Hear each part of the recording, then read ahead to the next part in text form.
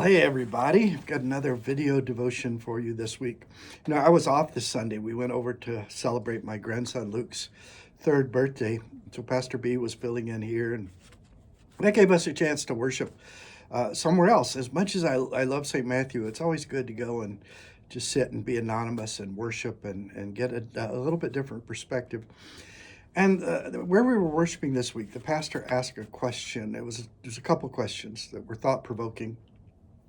He asked this is something that a conversation he had with someone who asked him, he says, if I have a neighbor whose religion is vastly different than mine, or if I have a neighbor whose morals are vastly different than mine, someone I would consider immoral, and I do stuff to help them, I cut their grass, I make them cookies. If I do stuff for them, am I endorsing their religion? Am I endorsing their bad morals?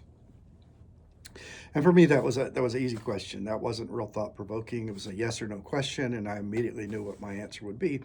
But it was the next question that he asked. He said, on what do you base your answer to that question?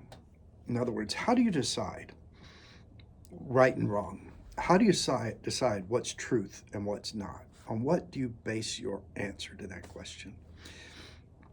I look at Jesus' words in our gospel reading coming up for this Sunday from Luke chapter 6, where Jesus says some words that to me are just impossible.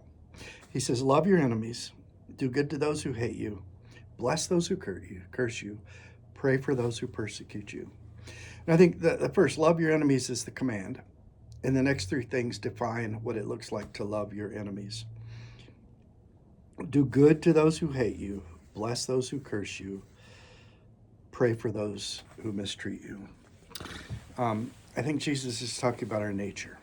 Our nature as children of God is to love, to bless, to do good.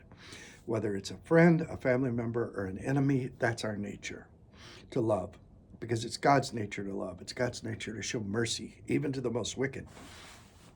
And I think what Jesus is telling us here is don't let other people's nature change yours. Okay? Your actions are your actions. Don't let other people change your actions.